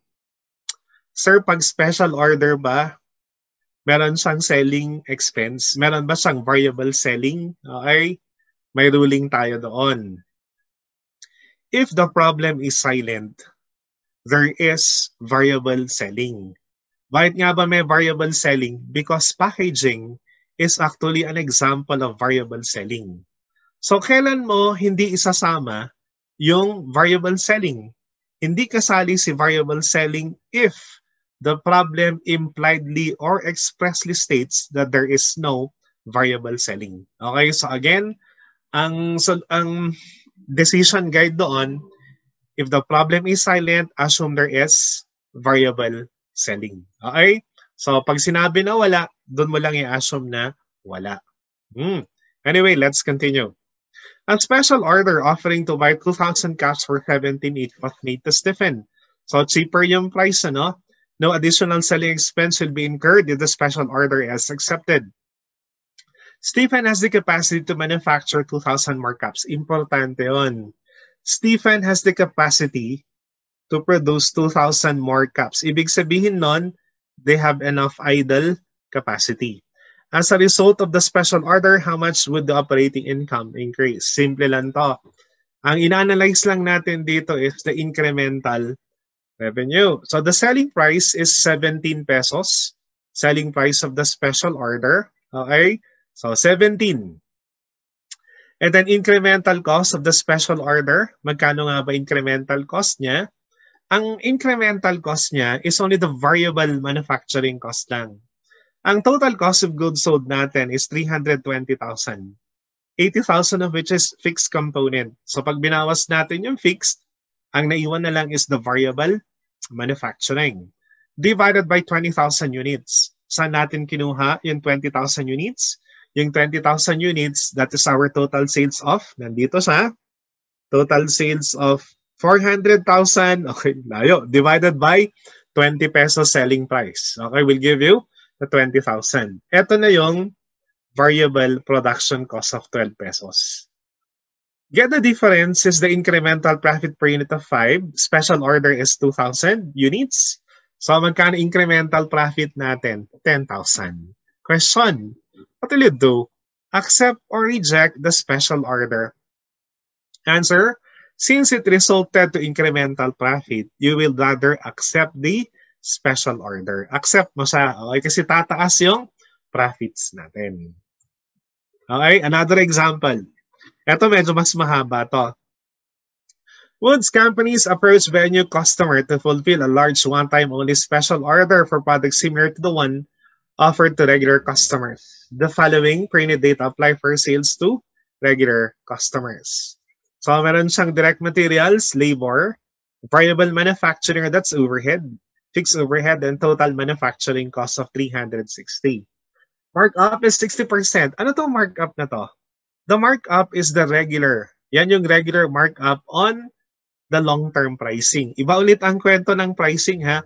Ang pricing decisions natin, hindi ko i-discuss ngayon kasi medyo malalim din yon. Ibang level din ang relevant cost ni pricing decisions. And we also have the target selling price. Itong 576 na selling price na to, that is the regular selling price, okay, of the regular product. Now, what happened? Woods company has excess capacity. The customer wants the product to use a higher grade material, so direct material cost will increase by 30 pesos. Okay, so tataas daw ng 30 pesos per unit. Question, is the 30 pesos per unit relevant? Ang sagot doon, as long as the cost is incurred, it becomes relevant. Okay, so tignan natin. What is the minimum acceptable price for this one-time only special order? Take note, meron siyang idle capacity. So we have the direct materials of 100, direct labor of 125, variable support of 60. Indirect materials, ito yung nadagdag. Indirect materials of 30 pesos. So total should give us 315. Question. May lumapit sa'yo, sabi niya, bilhin ko yan at 315. Will you agree? Yes or no? Will you agree? Yes or no? Answer, yes. Because what is 315? 315 is the minimum acceptable price. Pagdating natin sa economics, babalikan ka niyan yung concept na yan. Continue, discontinue, shut down or not. Okay? Pati yung ating what will be your decision pagdating natin sa economics. Imagine, relevant costing, tatawid yan kalayo as economics. Okay, abot tayo ron later. Okay, that's another topic na naman. So the minimum price is 315. Now, qualitative tayo. Other than price, what other items would company consider before accepting this one-time only special order? What is the qualitative factor again of a special order? It is the reaction of our customers. Okay, reaction ng regular customers. Tinitingnan din natin yun. Okay, next. So, ito na yung alternative solutions. Okay, alternative solutions. Kanina, what is the minimum price if there is no idle capacity? If there is no idle capacity, nagkakaroon tayo ng opportunity cost. What is the opportunity cost? It is the contribution margin on the original or on the regular sales. So, yung 291 pesos na to, yan yung opportunity cost natin. Saan nanggaling yung 291 na yan? Nandito lang yan. Okay, si 291, yung target selling price na 576 minus the variable cost components. So pag binawas mo yon, yun na. It will give you the contribution margin on the regular sales of 291. Yung 315 pesos na to, yan din yung 315 na sagot natin kanina. Okay, so yung sagot natin, plus opportunity cost will give us 291. The minimum price is now 606. Alternatively, may alternate solution. Ito, yung original na selling price na 576 plus the incremental direct materials of 30 is the new, that's your minimum price of the special order. Why? Because ano nangyari sa opportunity cost ng regular sales? Naging opportunity cost siya. So, ibalik mo lang. Okay? So, yun yung alternate solutions niya. Okay, next. Another example of special order. Minimum price naman to with opportunity cost. Cater manufactures industrial components. One of its product that is a subcomponent in auto manufacturing is KB96. The selling price and cost per unit date of KB96 is as follows. So, nandito yung selling price, original selling price of the regular sales, materials, labor, variable overhead, fixed overhead, variable selling, fixed selling and administrative, and the total cost, and operating margin. Okay? So, next. Cater Incorporated received a special one-time order for 1,000 KB96 parts. Assuming Cater has excess, importante ito ha. Cater has excess manufacturing capacity because it will determine if there is opportunity cost. The minimum price for the special order should not be lower than how much? Go back to basic. Materials, labor, ito yung sinasabi ko. Variable overhead, including variable selling. If the problem is silent, we assume there is variable selling. Hindi mo siya isasama only if the problem impliedly or expressly states that there is no variable selling. Okay? Now, ito yung may opportunity cost. Cater received a special one-time order for 1,000 KB96 parts. However, Cater has an alternative use of its capacity to produce LB64 parts, which should produce a contribution of 10,000. Ito yon. Okay, so meron tayong opportunity cost na 10,000 using the same amount of capacity. Ang kagandahan kung bakit same amount of capacity is there is no incremental fixed cost. The minimum unit price for the special one-time order should not be lower than how much? So ang sagot dito, variable cost plus the opportunity cost of 10. Question, saan nanggaling yung 10? Yung 10 pesos, is the 10,000 divided by the special order quantity of 1,000 units. Okay? Divided by 1,000 was the 10 pesos. So, ang minimum price natin dito, 60 pesos. Okay? That's for the special order. Okay, next. Continue or drop or shut down a business segment or a product line. Ano naman to? Ang skills na gagamitin natin dito ay yung skills mo ng, okay, we use your skills in responsibility accounting. Okay, nang gagamitin natin doon. Continue or shut down a business segment or a product line. So, paano to? Ganito lang yan. Yun. Involves an analysis of business segment which may be product line, a department, branch, or a branch to be discontinued. So, continue provided that the contribution margin is positive as well as there is no avoidable fixed cost. Take note, this is known as the short-run test of profitability. Ang short-run test of profitability natin, yun, is contribution margin. Question, bakit nga ba short-run test of profitability ang contribution margin? Ang sagot doon, because variable cost is a short-run cost. Revenues minus variable cost, short-run test of profitability. Pag isinama mo ang fixed overhead, it becomes a long-run test of profitability, which is the segment income. Okay? Ang segment income, dinidiscuss to sa responsibility accounting. It is simply contribution margin minus avoidable fixed cost lang. Ang decision strategy natin is, as long as our segment income is positive, it is still profitable. Madali lang mag-compute ng segment income. Contribution margin minus direct fixed cost or avoidable fixed cost. Yan ang reason kung bakit hindi natin isinasama sa analysis natin ang allocated fixed cost. Because allocated fixed cost is ignored. It does not change between two alternatives. Qualitative factors include reaction of customers if product is discontinued and effect on employees if it is discontinued. Totoo yan. Okay? Pag diniscontinue mo, ano magiging reaction ng customers natin? Baka i-backlash tayo, baka i-bash tayo. So, hindi lang sa product na yun, pati sa alternate products mo, binibenta mo na other products, baka hindi na nila tangkilikin. So, tinitignan natin yan. Aside from that, ano pa, pag diniscontinue mo yung product, ano effect niya sa employees natin? Lalo na yung mga employees na gumagawa ng product na yon. Okay, there is a qualitative effect. Yun na yung nangyari sa isang network, di ba? Kawawa naman yung mga nawalan ng trabaho. Kasama yan sa inanalyze natin. Continue or discontinue. Next, sample. This is ABD Realty manages 5 apartment complexes in 3 state area. This is a little bit technical. Shown below are summary income statements for each apartment complex. We have the summary income statements in thousands. 1, 2, 3, 4, 5. Okay, pag tinignan natin, isa lang ang profitable, ano? Kawawa naman yung company.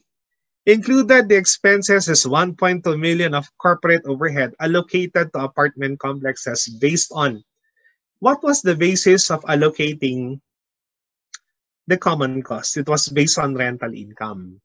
So, ang question dito is, ano kaya sa liman to ang pwede pa nating ituloy?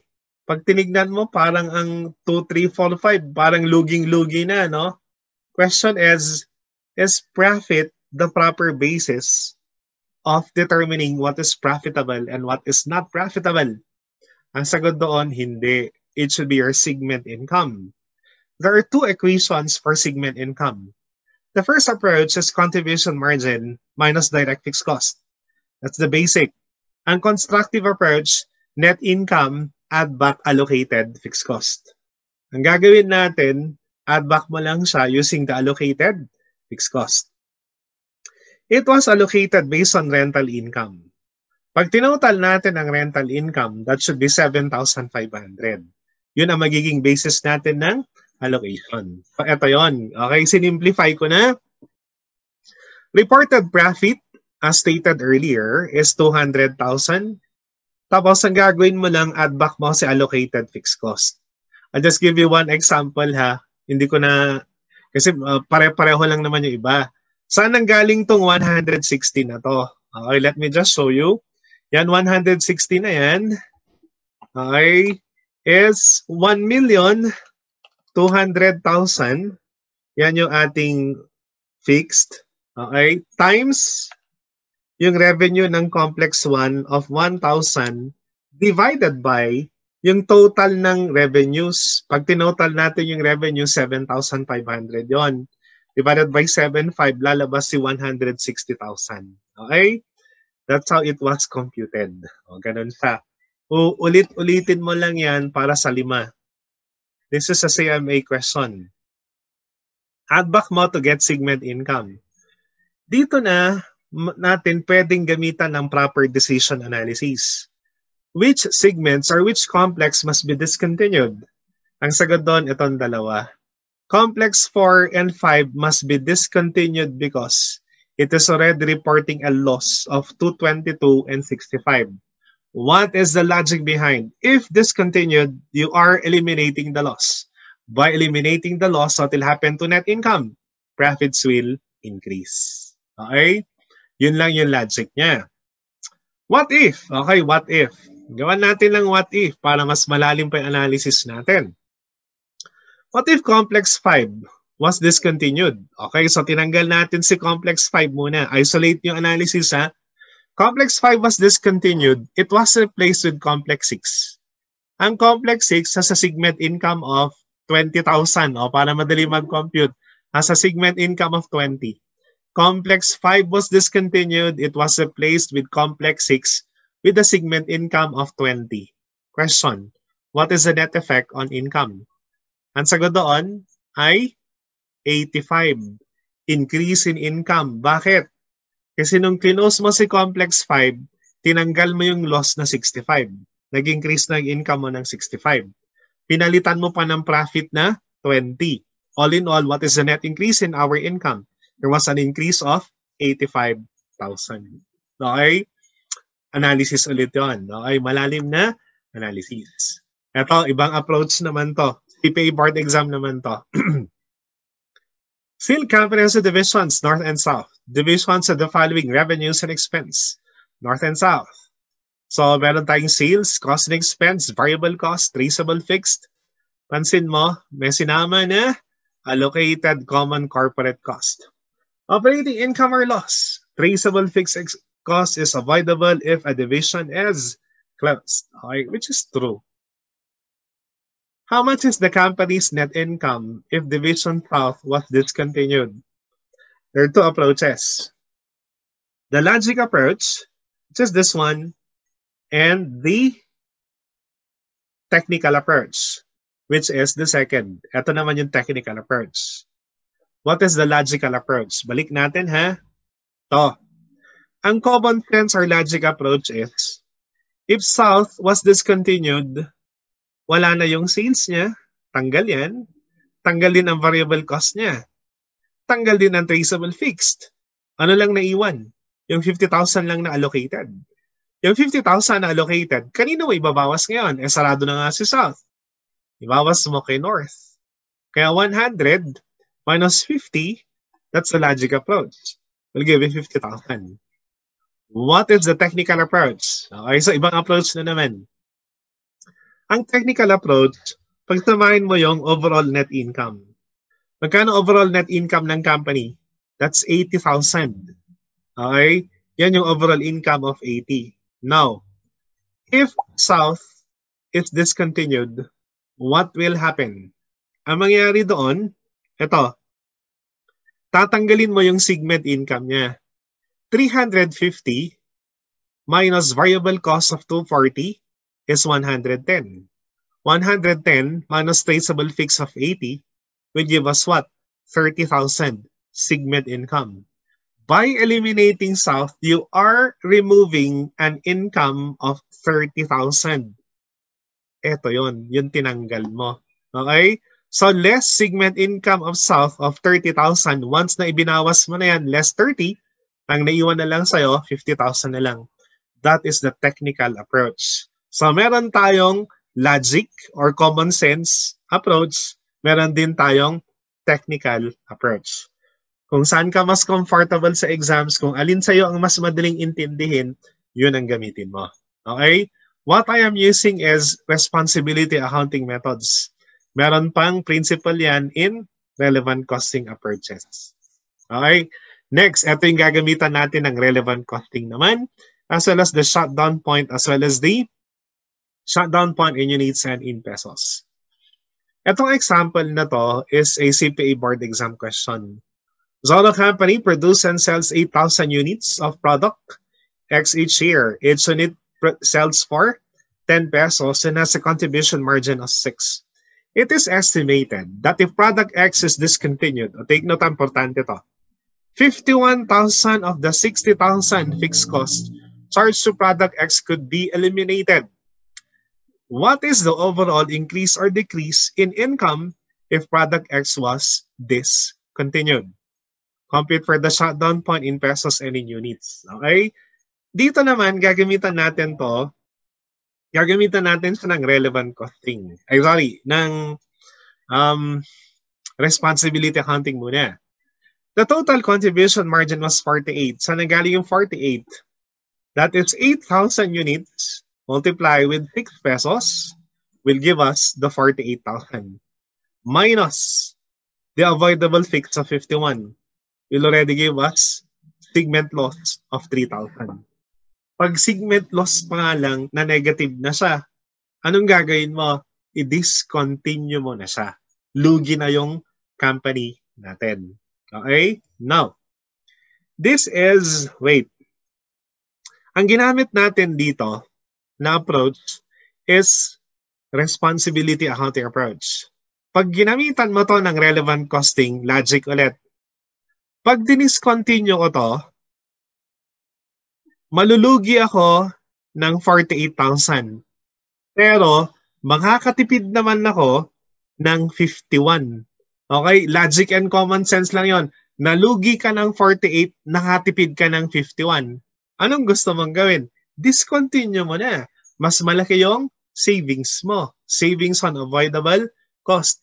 Yan ang logical approach, also known as the relevant costing approach.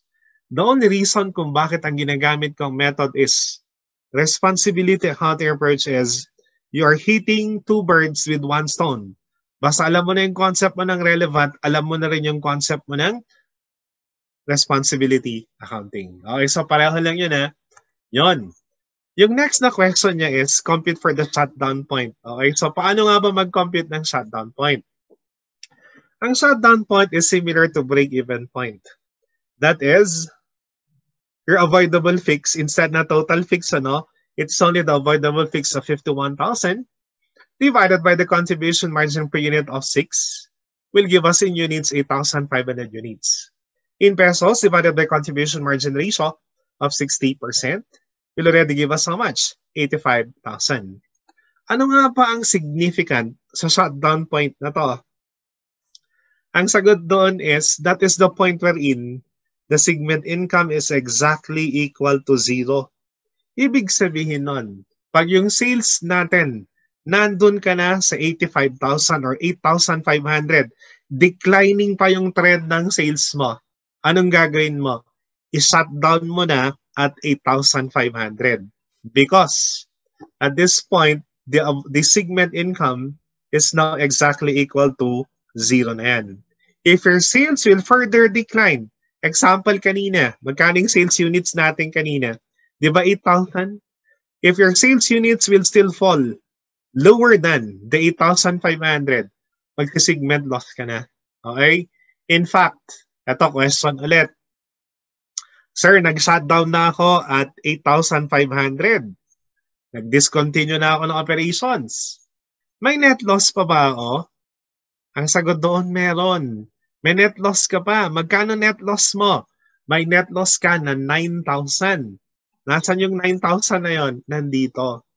Take note, ang total fixed cost mo ay 60. Ang avoidable mo is only 51.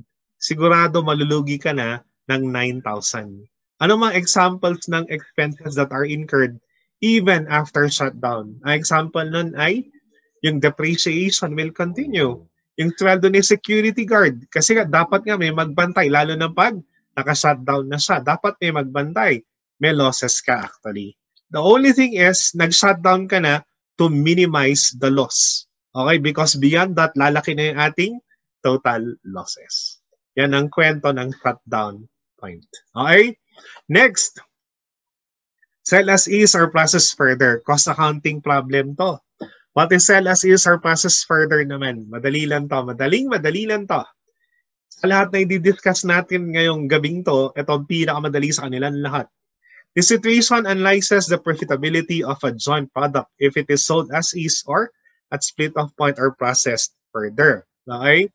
So what is our decision? Decide to process further only if incremental revenue is greater than in the further processing cost. Recall tayo saglit ng cost accounting ninyo under joint and byproduct costing. Under joint and byproduct costing, meron tayong common cost incurred. That is the cost incurred before the split off point. Anong gagawin natin doon? Ignore sunk cost na yon. Allocated or not, it is sunk cost. Ano lang kailangan natin i-analyze? Ang kailangan lang natin i-analyze dyan is only the increase in selling price if processed further versus the further processing cost. In cost accounting, ang tawag nyo sa kanya, it is the cost incurred after the split off point. Okay? Yun lang yung compare natin, wala nang iba. Pag mas mataas yung incremental revenue, process further. Pag mas mataas yung further processing cost, sell as is.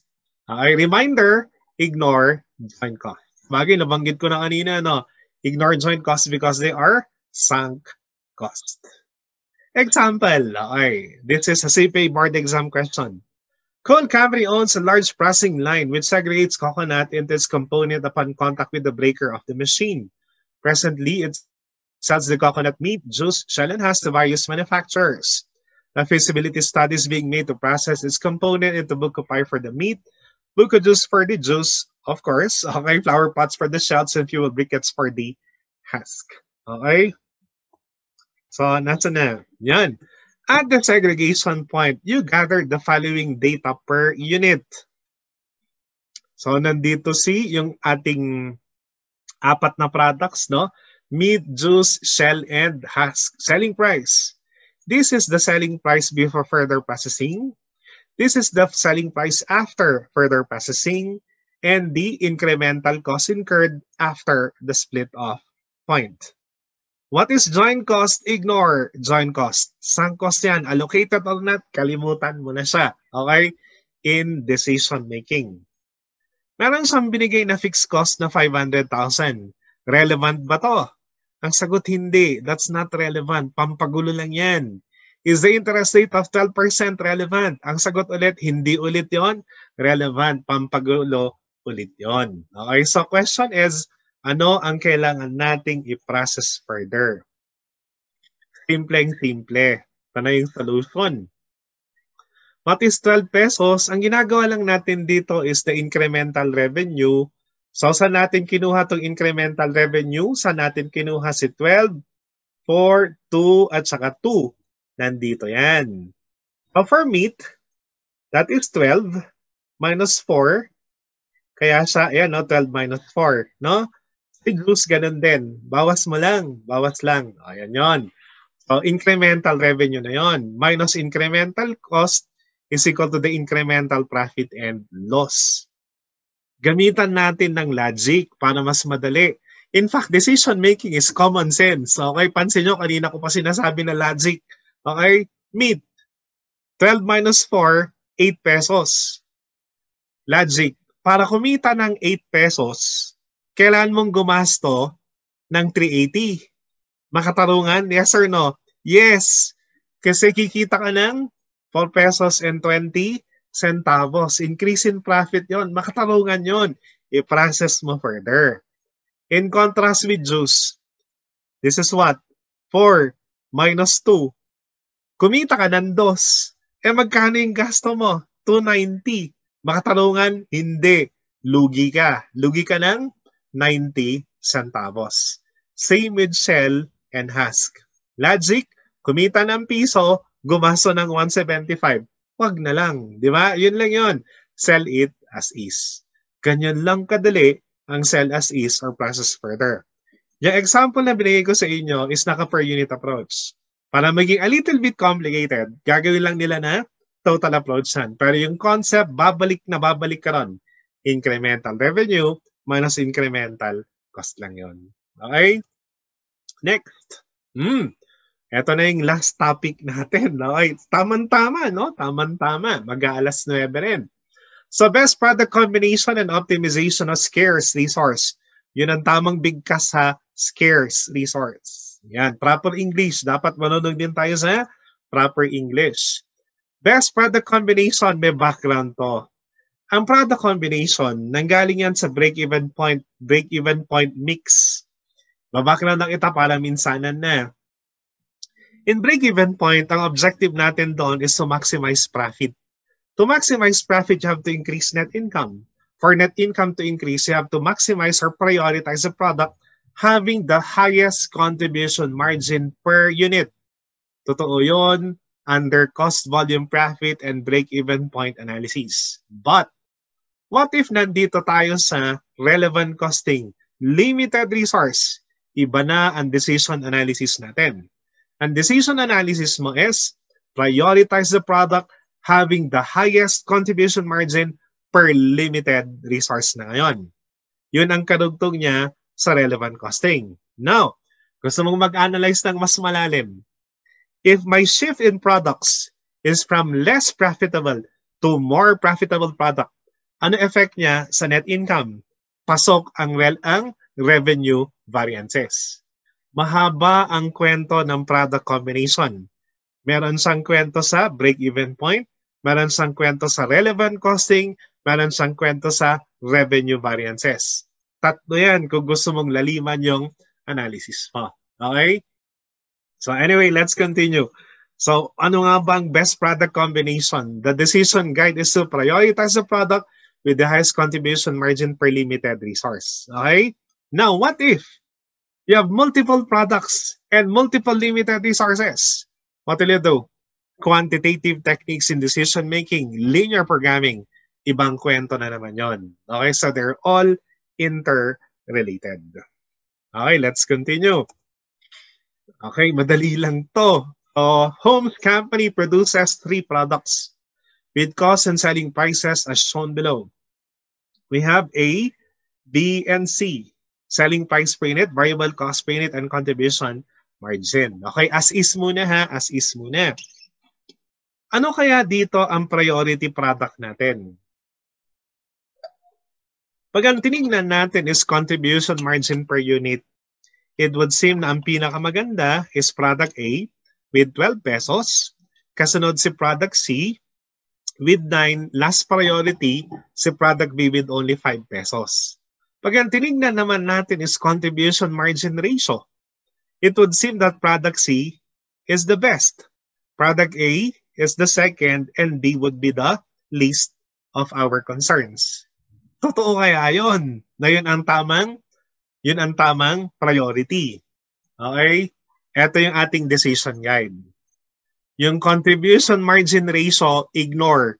Walang gamit ang contribution margin ratio sa product combination. Useless yon, pampagulo lang yon. Ano tinitignan natin dito? Ang tinitignan mo, the contribution margin per unit as well as the contribution margin per limited resource. Okay, tuloy natin. A particular machine is a bottleneck. Ito na yon. On that machine, 3 machine hours are required to produce each unit of product A. 1 hour is required to produce each unit of product B, and 2 hours are required to produce each unit of product C. In what order should it produce its products? Dito na papasok yung analysis natin na kailangan natin mag-compute ng contribution margin per unit or per limited resource. In this situation, per machine hour. So divide mo lang. Contribution margin divided by production hours to get the contribution margin per hour. Again, hindi basta-basta na dinidivide na lang kaagad. Okay? Dinivide natin to dahil ang binigay sa atin is the number of hours needed to produce one unit. What if nakalagay doon? The number of units produced in 1 hour. Iba na. Iba na yung approach mo. Ano mangyari? Instead of dividing, you will now multiply. Okay? So ulitin ko yun ha. Pag ang binigay ng problem is number of units produced in 1 hour, you multiply. Iba rin naman pag number of hours needed to produce 1 unit, you divide. Yun ang tinitignan natin sa product combination. Okay? Anyway, hence, na-compute na natin. The contribution margin per hour will be what? That is for 5 and 450. Therefore, what is that correct sequencing? Ano ang priority product natin? Si product B ang mauuna. Siya yung hindi mo pinapansin. Okay? So, hindi mo pinapansin, siya pala ang pinaka-importante sa buhay mo. It is product B. And sumunod si product C. Okay? And finally, last priority is product A with only 4 pesos. Okay? Now, that is our solution provided that there is limited capacity. Let me rephrase the question. What if there is unlimited capacity? We have all the sources in the world. Anong priority product natin? Ang priority product mo, pag walang constraint, is the one with the highest contribution margin, which will become product A. I hope you got the difference. If there is limited resources, priority is product B. Highest contribution margin per limited resource. If you have all the resources in the world, walang limitations, anong ating priority product? The one with the highest contribution margin per unit. Okay? Importante yun. Anyway, let's continue. Product combination. Last example na natin to. Okay? Sakto, 9:00. Total, kanina nag-start tayo ng medyo late, no? So, because we had to wait for our viewers. So, last na to. Norton's Mufflers manufactures 3 different product lines, Model X, Y, and Z. Considerable market demand exists for all models. The following per unit data apply. So, we have Model X, Y, and Z. So, selling price, direct materials, direct labor, variable support, that's 5 pesos per machine hour, and the fixed support cost. Okay, so tignan natin saglit. For each model, compute the contribution margin per unit. So balikan natin saglit.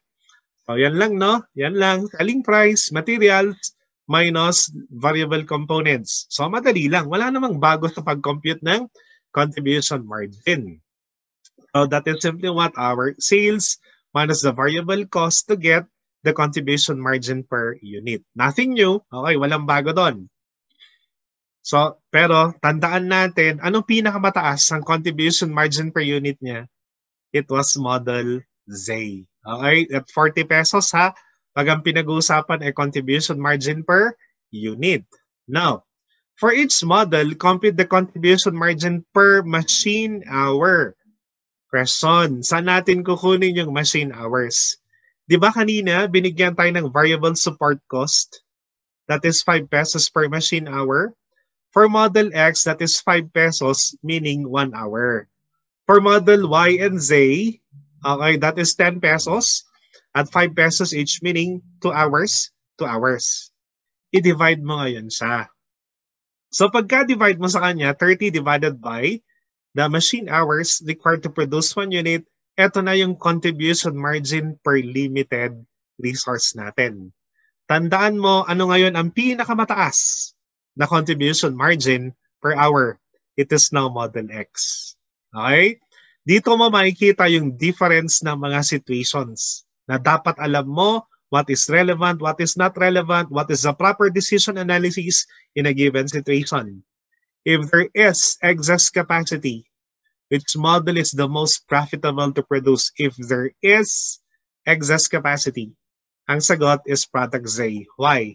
Balik ko ha. Because product Z has the highest contribution margin per unit. Yun ang decision guide doon. Next question. If there is machine breakdown, which model is the most profitable to produce and why? Ang sagot doon, Model X. Bakit? If there is machine breakdown, meaning nagkaroon na tayo ng limited capacity. With limited capacity, what happened? What should be our priority product? It becomes Model X, the one with the highest contribution margin per hour. Magbabago ang decision analysis mo depende sa situation ng company. Yun ang tinatawag na attention to detail. Dapat alam mo kung kailan mo gagamitin yung ating mga decision analysis. Hindi basta-basta decide ka lang ng decide. Hindi. Pinag-iisipan yon. Again, yung mga computation natin, napakadali ng ating mga computations. Pero pagdating na sa ating analysis, doon pumapasok. Okay? Ang role mo as managerial accountant. How can Norton encourage her salesperson to promote the more profitable model? This is a qualitative factor. Ang sagot dito is, give them more, bigyan mo sila ng maraming, let's say, incentives. Bigyan mo ng commission. Okay? Bigyan mo ng jacket. Di ba? Ayan. Give them more incentives for selling the more profitable products. Okay? So that is the end of our discussion. Eksakto, no? Okay, so I think tama, ano? Eksakto tayo. So that is for our relevant costing. This is only an example, ano? Example lang to sa mga discussion notes natin or discussion under the Real Excellence Online. So halos lahat yon, lahat ng topics, very in-depth yung discussion. So, we promise to deliver that to you. Okay? Ayan. So, anyway, may question kayo, just in case. Okay? Magtanong lang kayo, ha? Sa bagay, pag just in case naman, pwede kayong i-post nyo lang sa site natin kung may mga tanong kayo. Anything under the sun, actually. At times, mas gusto ko yung challenging questions. Okay? Mas mahirap, mas maganda. Mas malalim explanation, mas maganda. Ayun. So, at times, I always look for, pati yung mga solutions natin, I always look for alternative approaches. I do not go with traditional methods. So, maraming mga methods na mas mabilis ang approach niya, direct to the point ka. Total, ang decision-making naman sa management naman, wala naman tayong sinusundan na standards eh. Importante, makuha mo yung relevant na information. Okay? So again, kung meron kayong request na topic ulit sa future, sabihin nyo lang. Okay? So we will prepare for that. Mag-schedule ulit tayo bago magsimula yung classes natin. Okay? So I think that is it for tonight. So, ayan. So that's it for tonight. Ingat kayo. Okay? So please take care. Ayan. Avoid getting sick. Kung pwedeng wag kayong lumabas, wag na lang muna kayo lumabas. So, basta importante, stay safe and stay healthy. Okay? So, okay, thank you and good night, everyone. Again, see you in